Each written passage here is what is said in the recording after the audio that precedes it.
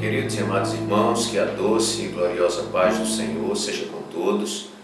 Nós agradecemos a Deus, estamos muito felizes por estarmos dando prosseguimento a esse trabalho, nossa escola bíblica complementar, um vídeo comprometido com a poderosa palavra de Deus. Nós louvamos a Deus pelos muitos irmãos que têm acessado a esse vídeo, têm acessado este canal e têm estudado juntamente conosco a palavra de Deus. Nós estamos fazendo um comentário sobre a nossa revista da Escola Dominical, publicada pela Casa Publicadora das Assembleias de Deus, a revista deste trimestre, que é esta revista que você tem visto nos demais vídeos, A Supremacia de Cristo, Fé, Esperança e Ânimo na Carta aos Hebreus. E, como o tempo não para, nós já estamos na lição número 10 para 11 de março de 2013. E nesta ocasião, queridos, nós vamos estar estudando sobre dádiva, privilégios e responsabilidades na nova aliança. Os irmãos sabem que ao longo dessas lições nós temos estudado a supremacia de Cristo nesta carta aos Hebreus. Uma carta anônima, mas uma carta inspirada pelo Espírito Santo, uma carta que tem trazido muitas lições para nós, uma carta que tem traduzido a simbologia do Antigo Testamento para nós no Novo Testamento.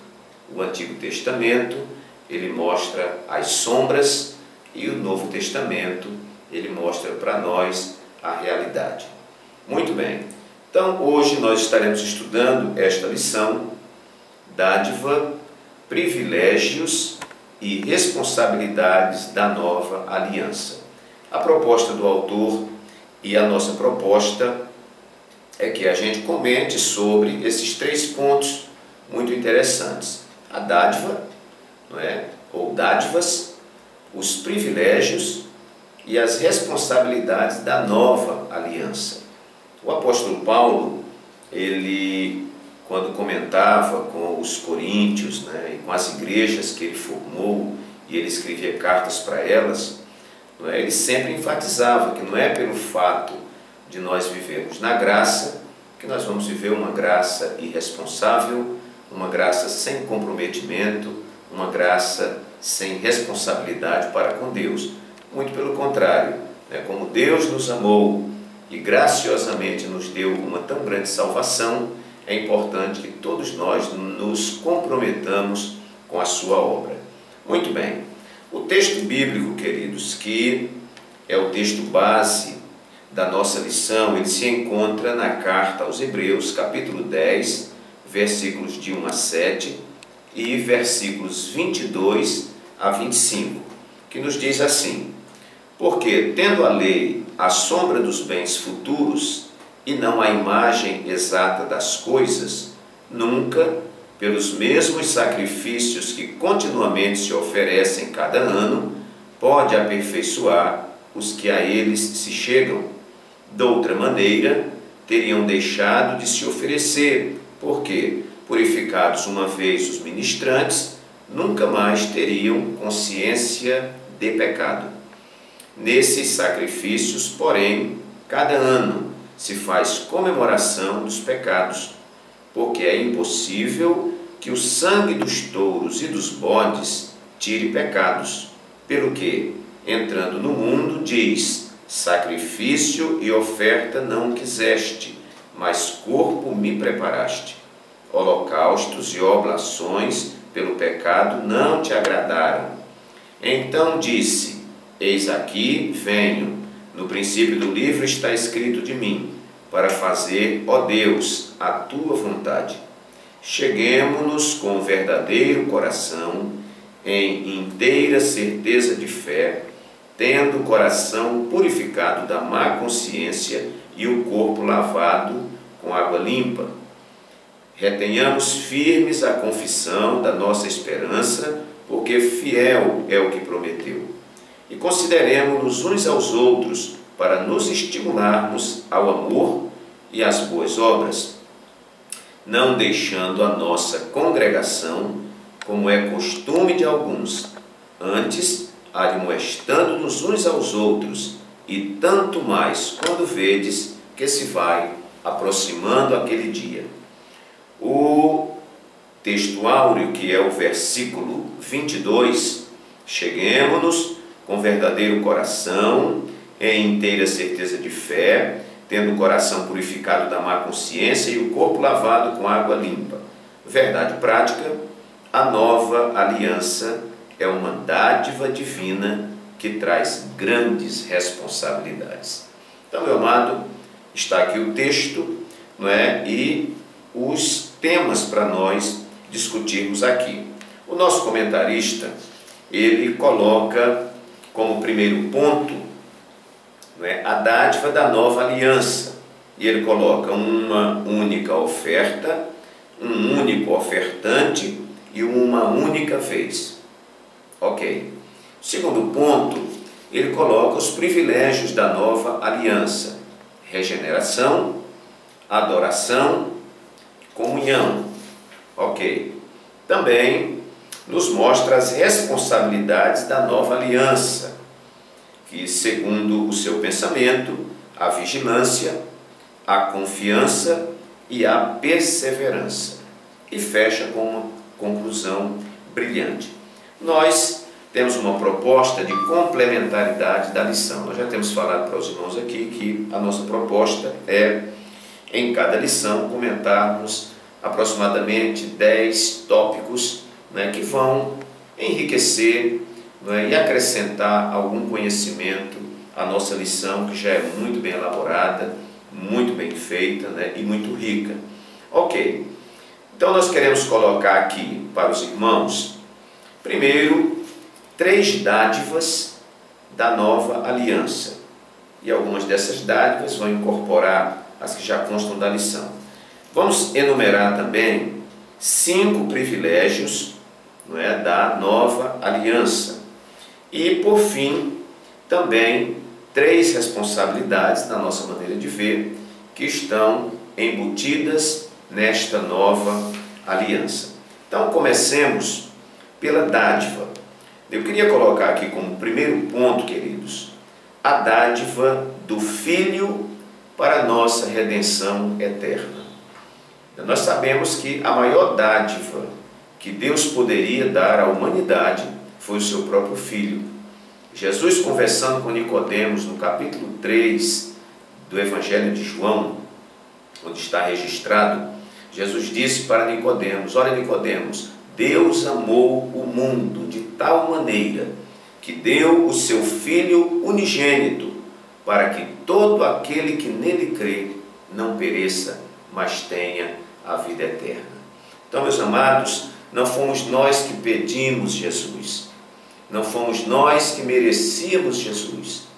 Ninguém coagiu a Deus para mandar seu Filho, mas, glória a Deus, a Bíblia diz que Deus amou o mundo de uma maneira tão especial que Ele deu o seu Filho único, para que todo aquele que nele crê não pereça, mas tenha a vida eterna. João também, no seu primeiro capítulo do Evangelho de João, versículos de 1 a 3 e o versículo 14, João nos diz assim: no princípio era o Verbo, o Logos, a palavra. No princípio era o Verbo era Deus, e o Verbo estava com Deus.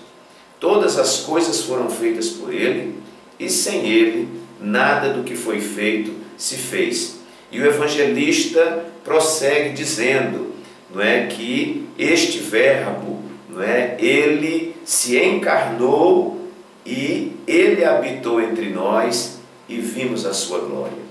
Então o Verbo de Deus, né, o Logos de Deus, se encarna. E aí é Jesus, o Filho de Deus, Jesus que também é Deus. E Ele vem como uma dádiva de Deus para nós. E, corroborando com o nosso comentarista, esse Jesus que é dado por Deus para nós, Ele vem para ser concebido no ventre da bendita Virgem Maria, por obra e graça do Espírito Santo. Ele nasce, não é? E como criança ele se submete aos seus pais, não é? Mas ele cresce, ele desenvolve um ministério de 3 anos e 6 meses aproximadamente, e segundo o credo, diz que ele cresceu, ele padeceu sob os poderes de Pôncio Pilatos, foi crucificado, morto e sepultado, mas ao 3º dia ressuscitou de entre os mortos e está à direita de Deus Pai e intercede por nós. Então, o verbo, aquilo que era a palavra no início, agora Deus a manifesta entre os homens na pessoa do seu Filho Jesus. Muito bem, também em Lucas, queridos, nós vamos ver uma referência muito bonita, que é por ocasião do nascimento de Jesus. Nós vamos ver quando Jesus está para nascer, ou nasce, né? E aí os anjos dão aquela notícia maravilhosa. Vamos ver Lucas capítulo 2, vamos ver aqui a referência, versículos 10 e 11. Lucas 2, 10 e 11. E o anjo lhes disse, né, aos pastores que estavam ali, né, durante as vigílias da noite, e o anjo lhes disse: não temais, porque eis aqui vos trago novas de grande alegria, que será para todo o povo, pois na cidade de Davi vos nasceu hoje o Salvador, que é Cristo o Senhor. Também vamos ver uma referência paralela, que está em Mateus capítulo 1, quando a Bíblia diz que José, sabendo que Maria estava grávida, intentou deixá-la secretamente. E aí diz a Bíblia que, projetando José isso, em sonho lhe apareceu um anjo do Senhor dizendo: José, filho de Davi, não temas receber a Maria tua mulher, porque o que nela está gerado é do Espírito Santo, e ela dará à luz um filho, e lhe porás o nome Jesus, porque ele salvará o seu povo dos seus pecados. O que é isso aqui, meus amados? É a grande dádiva do Filho de Deus para a nossa redenção eterna. Então, o maior presente, a maior dádiva de Deus para a humanidade foi o seu Filho Jesus, aquele que veio cumprir o que o primeiro Adão não cumpriu.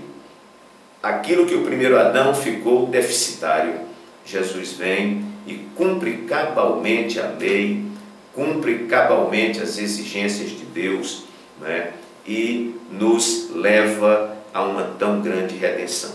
Então, primeira dádiva, a dádiva do Filho para a nossa redenção eterna. Então, Jesus é uma única oferta, conforme o nosso comentarista, também é um único ofertante e é também aquele que executa esta obra uma única vez.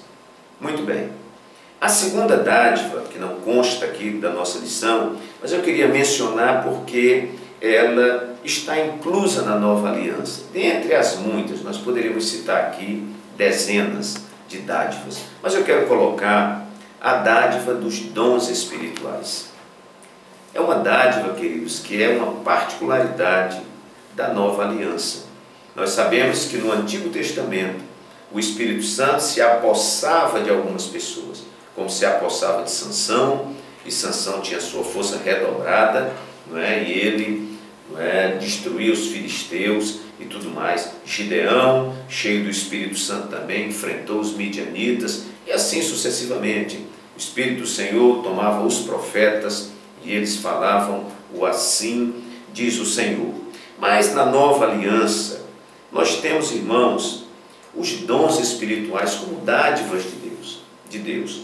Nós sabemos que na nova aliança o Espírito Santo não está sobre nós, não está sob nós, não está atrás de nós, nem na nossa frente. O Espírito Santo está dentro de nós.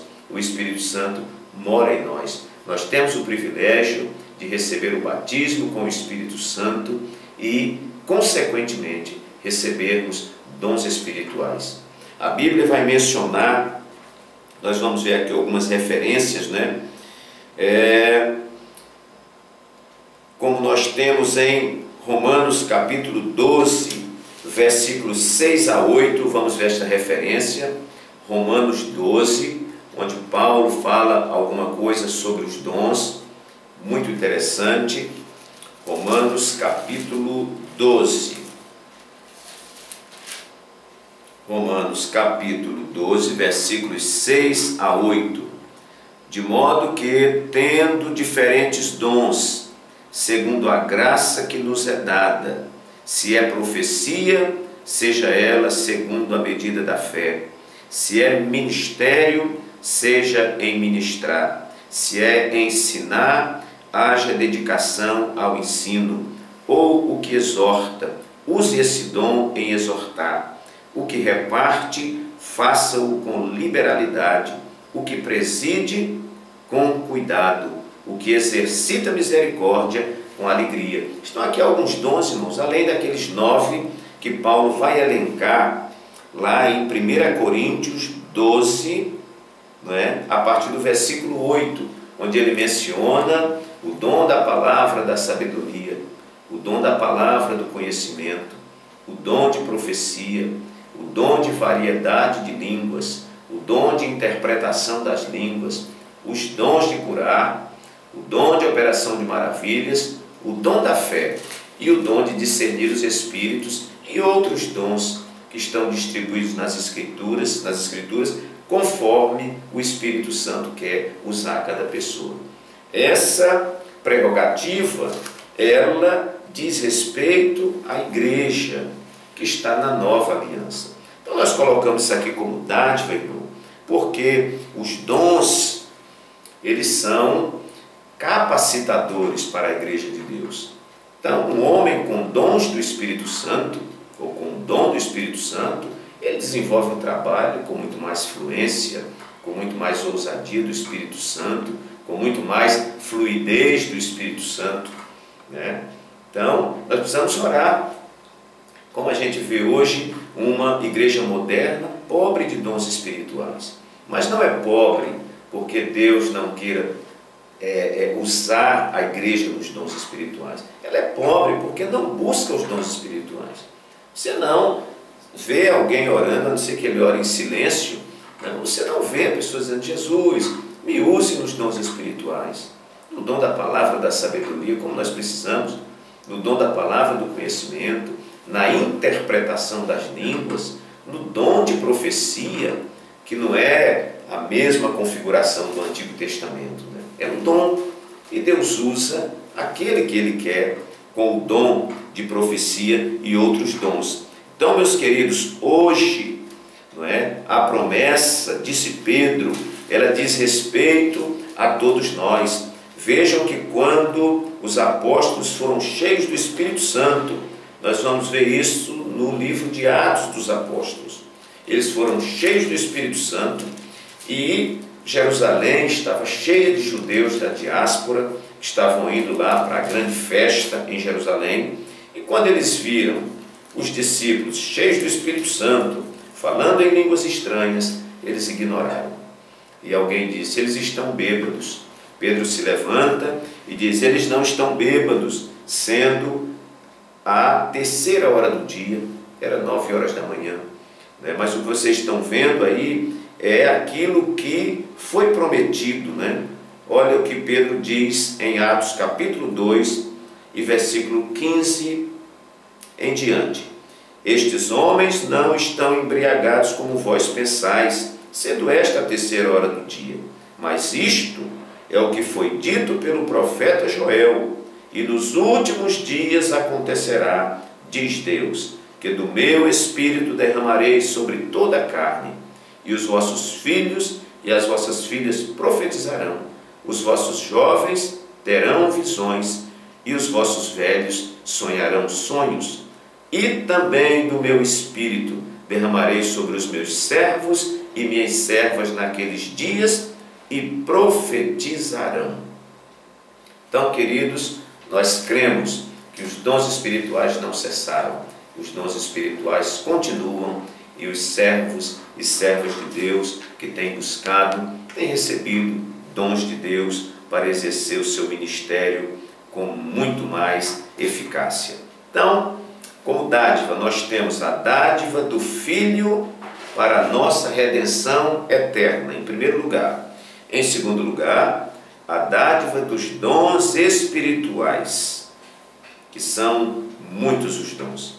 E em terceiro lugar, outra dádiva, a dádiva da justificação gloriosa sobre a nossa impotência. A dádiva da justificação gloriosa sobre a nossa impotência. O que nós queremos dizer é que Deus nos justifica quando nós não merecíamos, ou quando nós não merecemos. A morte de Jesus na cruz do Calvário, com ela o Senhor justificou, como diz a Bíblia, a muitos, né? E agora, sendo justificados pela fé, temos comunhão com o nosso Deus, né? E uma tão grande salvação. Uma justificação gloriosa. Nós sabemos que esse termo justificação é um termo jurídico, porque nós estávamos condenados, e como condenados, né? Quem seria o advogado entre nós e Deus? Condenados, como nós nos livraríamos da condenação? Mas, queridos, nós sabemos que Jesus, quando oferece a si mesmo em sacrifício na cruz do Calvário, ele crava na cruz, como está escrito em Colossenses 2,14, ele crava na cruz a cédula da nossa dívida, que é uma configuração comercial. Mas aqui a justificação é uma configuração jurídica. Nós estávamos condenados e ele, pelo seu sacrifício, pelo seu trabalho, ele nos justificou. A culpa que era nossa, ele tomou sobre si e ele pagou a pena desta culpa. Então, meus queridos, uma justificação gloriosa sobre a nossa impotência. Eu tenho isso como dádiva, não é? E essa justificação sobre a nossa impotência é porque ele fez o que eu e você, o que nós não poderíamos fazer. Ok. Bom, são dádivas da nova aliança. Poderíamos elencar outras aqui. Também, queridos, nós queremos colocar aqui alguns privilégios desta nova aliança.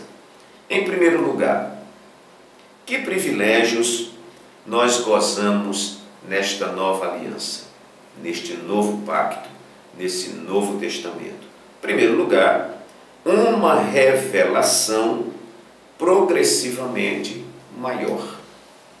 O que eu quero dizer é que hoje, não é? Hoje e após Jesus, todos os cristãos, né, eles desfrutaram de uma revelação maior. Que os irmãos sabem que nós temos um período anterior, onde nós temos uma tradição oral.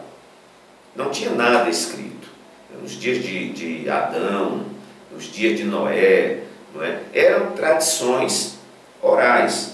O pai ensinava, né, o pai era o sacerdote da família, ensinava para os filhos cresciam, casavam, iam ensinar para os seus filhos, que era neto do anterior, e os filhos cresciam, ensinando para os filhos, e isso eles foram mantendo esta revelação. Bom, eles tinham uma tradição oral. Houve um tempo posterior em que essa tradição oral foi registrada. E, segundo nós cremos, Moisés começou a registrar, como nós cremos que Moisés seja o autor do Pentateuco, né? Então ele registra tudo aquilo, né, conforme o Espírito Santo e a tradição, né, lhe repassaram, ele registra tudo aquilo. Então, nos dias de Jesus, a Bíblia que existia era o Antigo Testamento. Então Jesus pegava o Antigo Testamento e ele explicava o Antigo Testamento. Então os apóstolos de Jesus, os discípulos de Jesus, eles gozaram de uma revelação progressivamente superior, porque Jesus pegava o texto do Antigo Testamento e dizia: hoje isso aqui está se cumprindo. E eles entendiam né, o que estava nublado lá no Antigo Testamento. Eles entendiam agora, né? Depois que Jesus morre, vem os apóstolos dando prosseguimento e a igreja primitiva. E agora que eles fazem a leitura, tradição oral, escritos do Antigo Testamento e a vivência deles com Jesus, eles já têm uma revelação maior. E eles vão entendendo coisas que Jesus fez e ensinou, e que Jesus disse: o que eu estou fazendo agora vocês não vão entender, mas depois vocês vão entender. Então, queridos, houve coisas que eles só entenderam depois que Jesus ressuscitou. E aí, 60 anos depois de Cristo, aí vem a confecção dos evangelhos, não é? E aí outras pessoas que vão fazer uma leitura agora com um contexto mais abrangente, não é? E vão pegar os escritos de Mateus, os escritos de Marcos, de Lucas, de João, e vão comparar entre si. E vem o apóstolo Paulo escrevendo as cartas com uma revelação especial de Deus, e chegou nos nossos dias. E hoje, que gama de revelação nós temos. Você vai eu estive numa livraria essa semana, fiquei olhando assim e glorificando a Deus. Livros de autores, né? Homens que tiveram uma intimidade com Deus, né? E que seus livros hoje estão chegando ao Brasil. E tudo isso, irmãos, amplia a nossa revelação, né? A nossa revelação de Deus para nós, né? Tanto no quesito da revelação que se desenvolve historicamente, como naquilo que se refere à revelação de Deus para o meu pessoal, não é? Para mim como pessoa. Em janeiro agora completei 40 anos que aceitei Jesus, e eu penso que a cada tempo que vai passando, a cada ano que vai passando, nós vamos crescendo no conhecimento, crescendo na graça e crescendo na revelação. Então nós podemos dizer que a nova aliança, ela traz uma revelação progressivamente maior. O que os nossos pais não entenderam no passado, nós hoje entendemos com mais facilidade. Em segundo lugar, que outro privilégio a nova aliança nos trouxe? O ministério da graça, né? Paulo vai escrever aos Efésios, e ele vai dizer no capítulo 2, versículos 8 e 9, ele diz: porque pela graça sois salvos por meio da fé. Isto não vem de vós, é um dom de Deus, não vem das obras, para que ninguém se glorie. Tito capítulo 2, versículo 11, Paulo escrevendo a Tito, ele diz: porque a graça de Deus se há manifestado entre os homens, trazendo salvação, não é, a todos os homens, ensinando-nos que, renunciando à impiedade e às concupiscências mundanas, vivamos no presente século sóbria, justa e piamente. Então, o que é que nós queremos dizer, queridos? Que graça e abundante graça é uma particularidade da nova aliança. Deus também agia com graça no Antigo Testamento? Agia. Mas a tônica do Antigo Testamento, o forte do Antigo Testamento é a lei. Cumpriu a lei, é justificado. Não cumpriu a lei, está condenado. Mas no Novo Testamento, salvação não é mérito humano. Salvação não é porque nós cumprimos a lei. Não, salvação é pela graça. E graça é um favor imerecido. Então, meus queridos, nós podemos dizer que na nova aliança, esta graça de Deus, ela superabunda. Jesus, nós colocamos aqui inicialmente, foi uma dádiva de Deus, né, para nós. E esse Jesus também, que vem para nós, é fruto da graça de Deus. Então, nós vemos que Paulo vai desenvolver essa teologia da graça com muita eficiência e vai mostrar que não é por obras de justiça que nós houvéssemos feito. Não é porque o Senhor viu em nós uma pintazinha bonita e Ele disse: vou salvar aquele cidadão. Não é porque Ele olhou para você e viu em você um excelente pai de família, uma excelente mãe de família. Ah, não, esse cidadão é de uma família renomada, uma família gente boa, então vamos salvá-lo. Não. Paulo vai dizer que o pecado, ele nos deixou distantes da glória de Deus. Ele diz que todos pecaram e destituídos estão da glória de Deus. Então o homem estava morto em seus delitos e pecados, mas a graça de Deus, né, veio até nós. Então esta graça eu coloco como um privilégio, porque alguém pode dizer para mim assim: o que foi que o Senhor fez para ser salvo? E eu vou dizer: nada. Eu estava no fundo do poço, atolado na lama, Jesus jogou a corda, e eu pela fé só segurei a corda, e aí Ele me puxou do poço de lama e me deu uma tão grande salvação. Ele me tirou de cima do monturo, de cima do entulho, não é? De cima do esterco, e me fez assentar em lugares celestiais, me colocou entre os príncipes. Glória a Deus por isto. Em terceiro lugar, dentro desses privilégios, nós temos também, o que o comentarista coloca muito bem aqui, o livre acesso a Deus. Isso é um privilégio, irmãos, que na antiga aliança não existia. Porque na antiga aliança você tinha que ir ao sacerdote e o sacerdote levar as demandas do povo para Deus. Mas hoje nós não precisamos mais, porque hoje não tem mais o véu, hoje nós não precisamos mais dos sacerdotes, hoje nós não precisamos mais dos rituais e hoje nós não carregamos mais a culpa do pecado. Louvado seja Deus por tudo isso. Então, é um grande privilégio o livre acesso a Deus. Imagine uma geração que não podia se comunicar diretamente com Deus, né?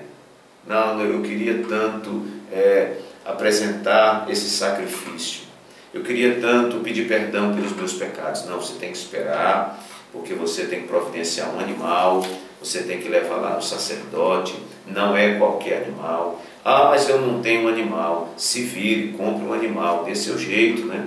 Porque você vai ter que ter o seu pecado perdoado. Mas hoje, irmãos, nós temos livre acesso a Deus. Onde você estiver, na sua casa, no seu automóvel, no seu comércio, na faculdade, na escola, em viagem, onde você estiver, você fecha os olhos e clama a Deus em nome de Jesus, e você tem livre acesso ao Pai. É um outro privilégio. Em quarto lugar, um outro privilégio: comunhão universal, que eu quero ler algumas referências, não é? Primeiro, Romanos 1,16, que é uma referência que nós temos ela de cor, quando Paulo diz assim: porque não me envergonho do Evangelho de Cristo, porque ele é poder de Deus para a salvação de todo aquele que crê. Todo aquele quem, Paulo? Todo aquele que crê, primeiro do judeu e também do grego. Nós estamos falando aqui, irmãos, de expansão do Evangelho. Nós estamos falando aqui de um Evangelho que se estende a todos os homens, né?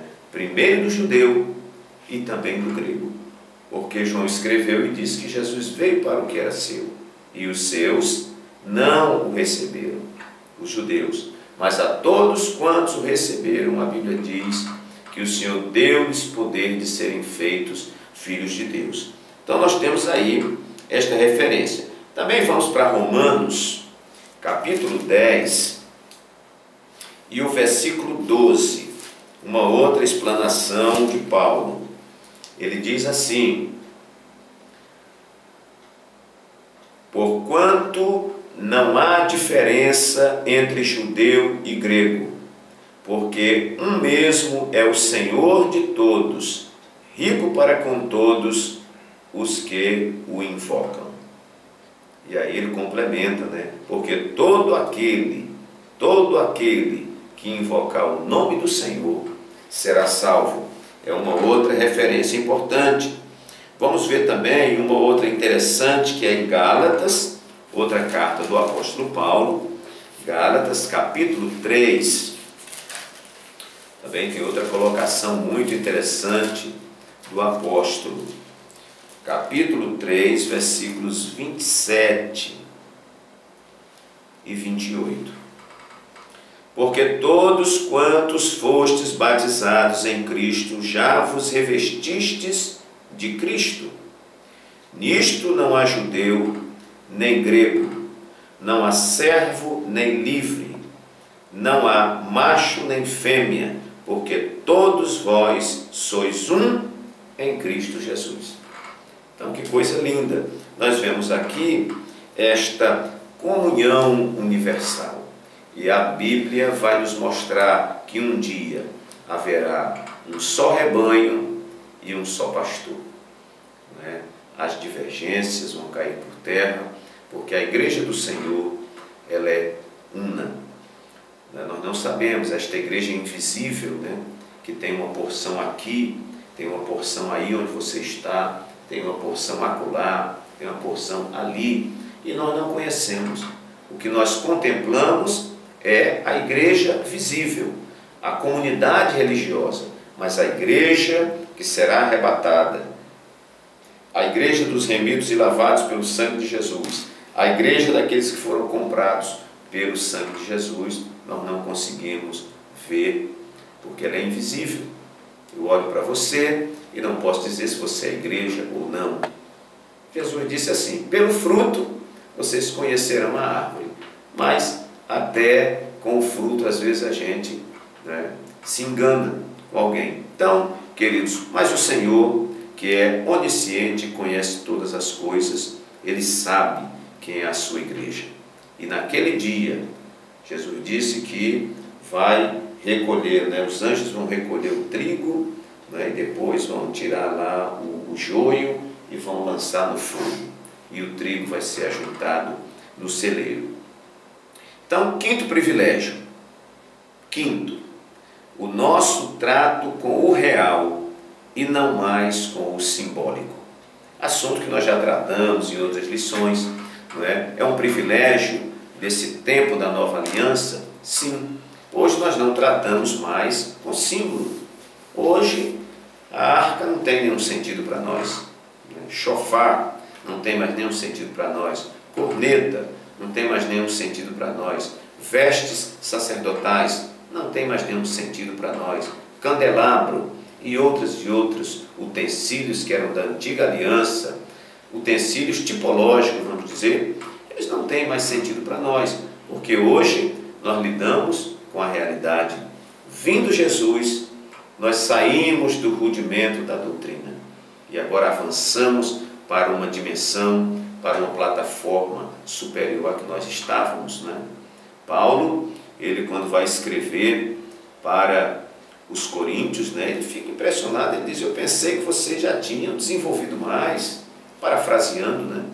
Eu pensei que vocês já podiam comer uma comida mais sólida, né? Mas ainda vocês necessitam de leitezinho, aquele leite do bebezinho, né? Paulo ignorou, porque a nossa carreira cristã é uma carreira de evolução, de progresso, não é? De desenvolvimento, de amadurecimento, e nós vamos caminhando rumo à estatura de nosso Senhor e Salvador Jesus Cristo. Então, irmãos, por que ficar apegado a símbolo quando nós já temos o real, que é Jesus, o nosso Salvador?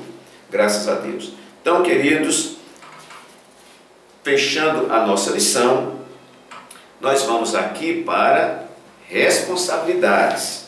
Nós aprendemos que tem a dádiva, as dádivas da nova aliança, não é? A dádiva do Filho para a nossa redenção eterna, a dádiva dos dons espirituais, a dádiva de uma justificação gloriosa sobre a nossa impotência.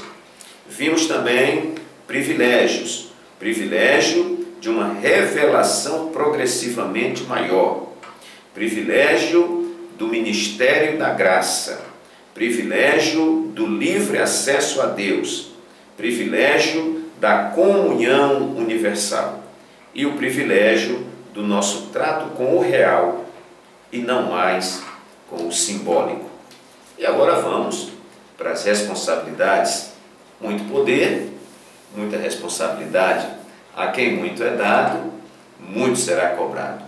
Então, Eu enumerei aqui 3, né, que eu espero condensar alguma coisa que já está aqui na lição. Primeira responsabilidade, a fé como instrumento de confiança. Perceba, irmão, a fé como instrumento de confiança. Quando Jesus ressuscitou, ele aparece aos discípulos. Eles estavam trancados, Jesus entrou, né, pela parede mesmo, não precisava de porta, e apareceu entre eles. E ali conversou com eles e tudo. E Tomé não estava. Aí, tempos depois, disseram a Tomé: olha, o nosso Jesus ressuscitou, nós o vimos. Ele disse: ah, se eu não vir os furos na sua mão e o furo da lança aqui do seu lado, eu de modo nenhum vou acreditar nessa ressurreição. E aí, tempos depois, o Senhor apareceu novamente e Tomé estava. E Jesus chamou Tomé e disse: vem cá, Tomé, mete o dedo aqui no furo da minha mão, olha aqui onde enfiar a lança. Aí Tomé disse: ah, meu Senhor. Aí Jesus disse: porque você me viu, você creu, Tomé. Bem-aventurado os que não viram e creram. Meus amados, a geração da graça, a geração da nova aliança, não é chamada para andar por vista. A geração da antiga aliança, eles andaram no deserto, vendo a nuvem, irmãos, a nuvem ia conduzindo durante o dia. À noite, uma coluna de fogo ia conduzindo. Eles viram o Senhor falando no Monte Sinai e o Monte Sinai fumegando. Eles viram, irmãos, o Mar Vermelho ser aberto com um toque ali do cajado de Moisés. Eles viram o pão cair do céu, o maná. Meus queridos, e nada adiantou. Mas esta geração é uma geração que não anda por vista. É a geração de Abraão. É a geração que anda por fé. Vamos ver o que está em Hebreus capítulo 11, versículo 6.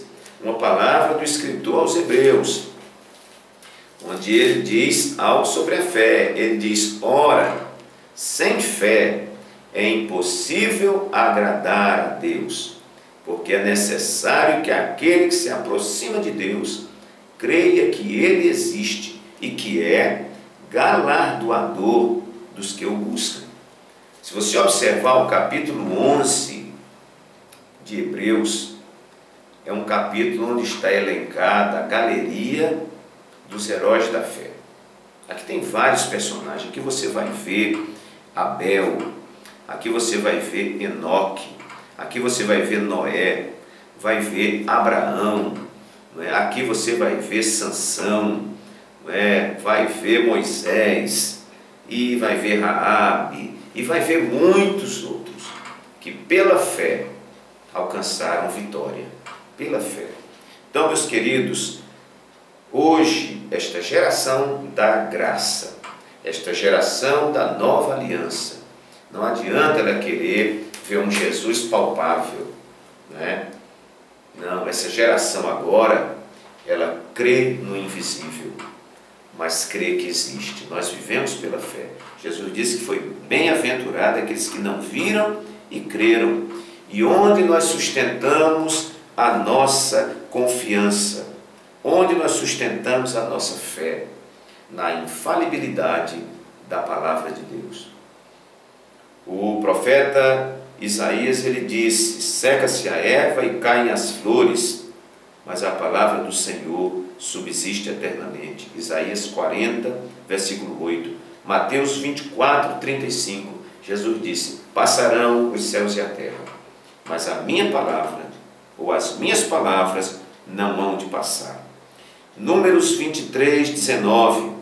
Está escrito: Deus não é homem para que minta, nem filho do homem para que se arrependa. Porventura, diria ele, não faria, ou falaria, e não o confirmaria? Então, meus queridos, hoje nós temos uma revelação maior.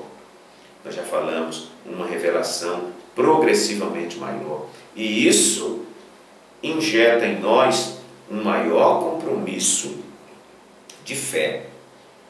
Não é? Por quê? Porque hoje nós não somos a geração do Antigo Testamento. A geração do Antigo Testamento não viu Jesus, os ensinos de Jesus.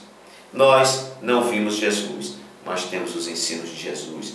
Temos a certeza da sua ressurreição. Temos a testificação, vamos dizer, dos apóstolos de Jesus, contando as histórias de Jesus. Então, todo esse fornecimento de Deus para nós produz em nós uma maior responsabilidade de fé, termos fé, porque tudo que o Senhor prometeu na antiga aliança, Ele cumpriu na nova. Então, se Deus é fiel, a minha fé tem que estar inabalável nele. Você vai perceber que após o capítulo 11 de Hebreus, vem o capítulo 12, e o capítulo 12 começa dizendo: portanto, nós também, pois que estamos rodeados de uma tão grande nuvem de testemunha, os heróis do capítulo 11. Ele diz: deixemos todo o embaraço e o pecado que tão de perto nos rodeia, e corramos com paciência, com perseverança, a carreira que nos está proposta, olhando para Jesus, autor e consumador da fé. Cadê Jesus? Jesus é o objeto da nossa fé.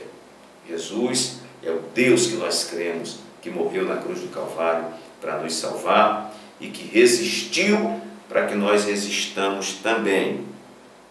Responsabilidade. Primeiro, a fé como instrumento de confiança. Em segundo lugar, maior comprometimento com o objeto do nosso conhecimento. Maior comprometimento com o objeto do nosso conhecimento. Lucas capítulo 12 e versículo 48, eu quero ler uma referência aqui, Jesus falando, Lucas capítulo 12, versículo 48. Vamos ver aqui esta referência que nos ajuda. Ter benefício gera também responsabilidade. Lucas 12, 48. Vamos lá. Mas, a partir do versículo 47. E o servo que soube a vontade do seu senhor e não se aprontou, nem fez conforme a sua vontade, será castigado com muitos açoites. Mas o que a não soube e fez coisas dignas de açoites, com poucos açoites será castigado. E a qualquer que muito for dado, muito se lhe pedirá. E ao que muito se lhe confiou, muito mais se lhe pedirá.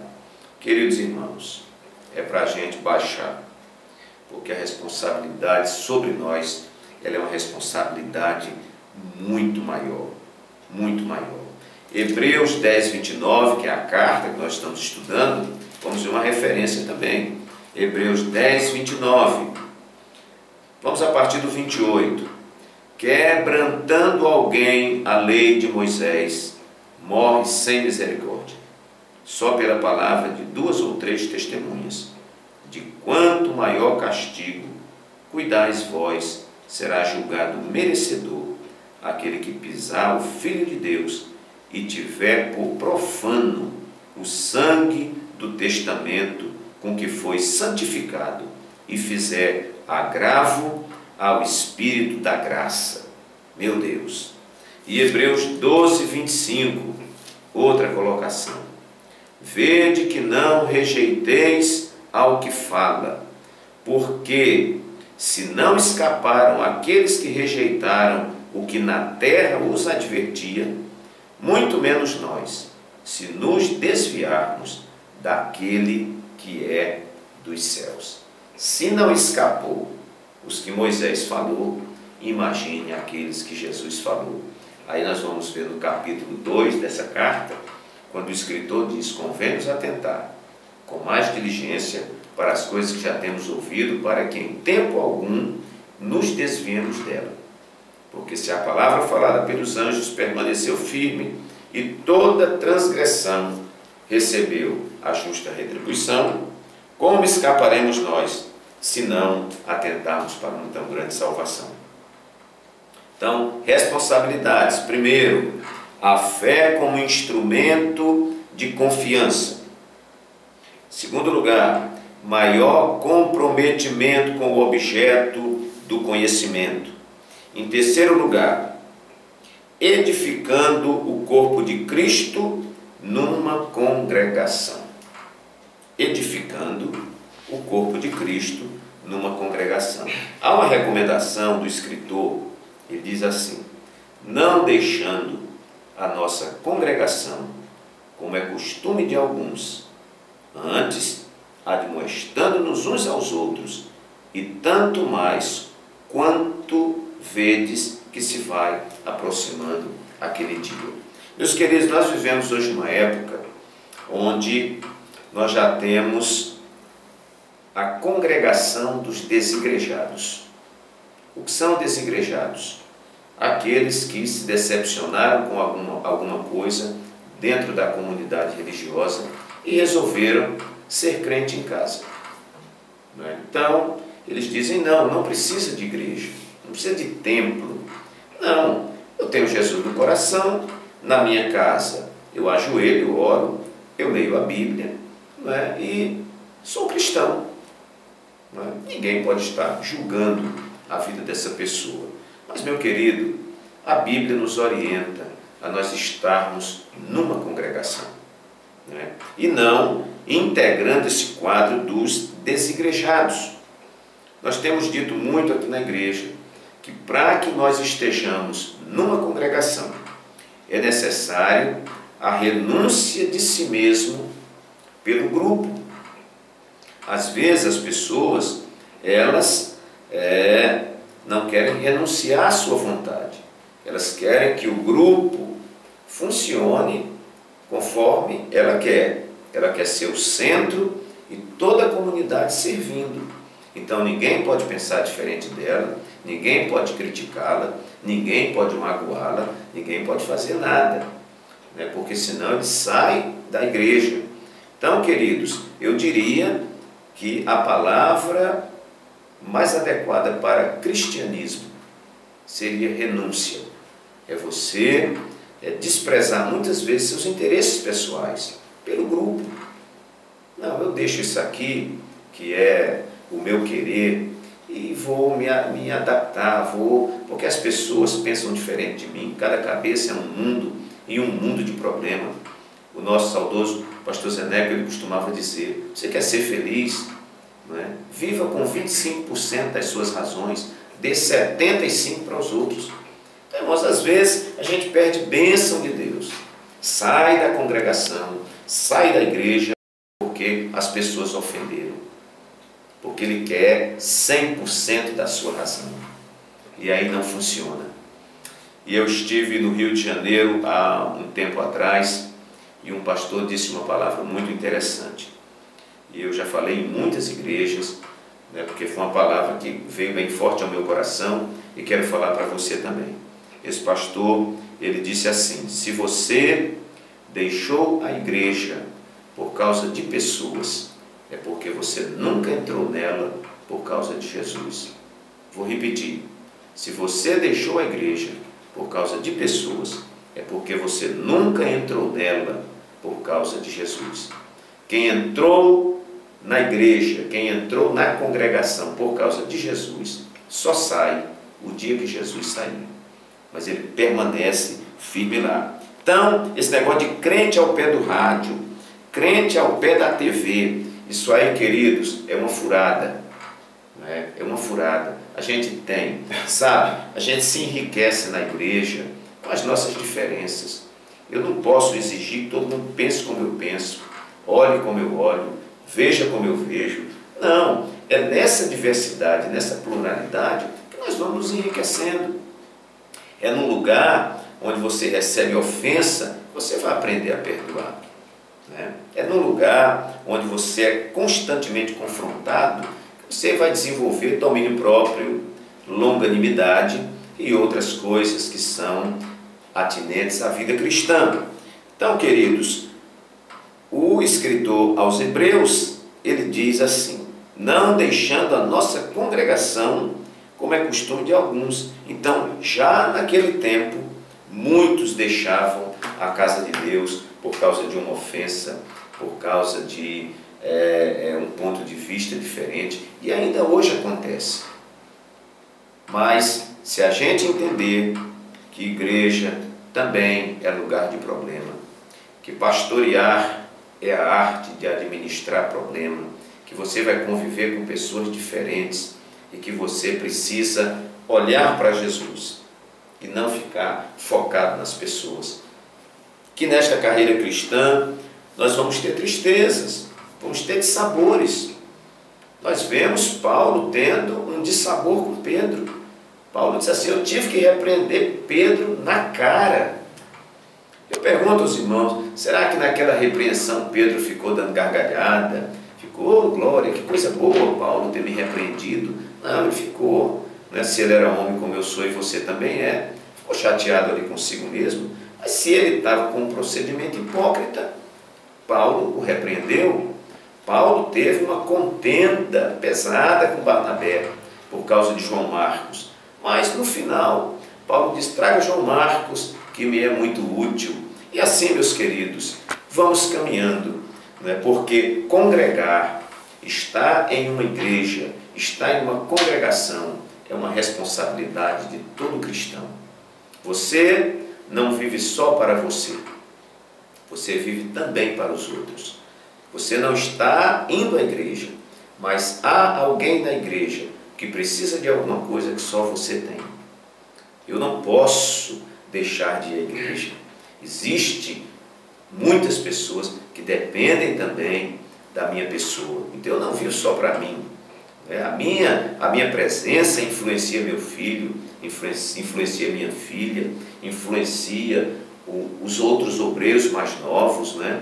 Tem muita gente olhando para nós. Então nós não podemos simplesmente, não quero ficar aqui e vou embora. E o talento que Deus te deu para você desenvolver, para você trabalhar, onde é que você está trabalhando esse talento? Em sua casa?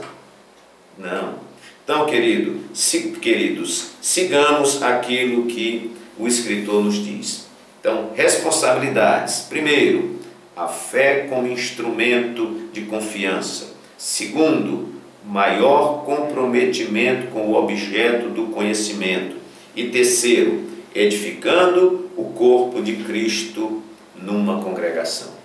Na igreja, Paulo vai dizer que nós somos membros uns dos outros.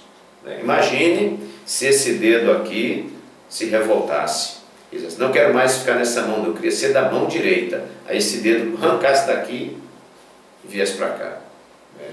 O pé, eu não preciso dos olhos, eu vou andar sem os olhos. Então não dá, vai ter problema. Então você é parte do corpo de Cristo, você tem uma função, ainda que simples, mas muito útil na obra de Deus. Queridos irmãos, que Deus vos abençoe, que esta palavra também simples, mas objetiva, possa, do coração de Deus, ir para o seu coração. Nós agradecemos por todos que têm compartilhado os nossos vídeos, que têm se inscrito neste canal, têm dado o seu like, e nós pedimos aos irmãos, divulguem para que outros possam aprender também complementarmente a palavra de Deus. Então, que Deus abençoe a todos. Receba um abraço carinhoso do pastor Walter Pereira e até a próxima, em nome de Jesus.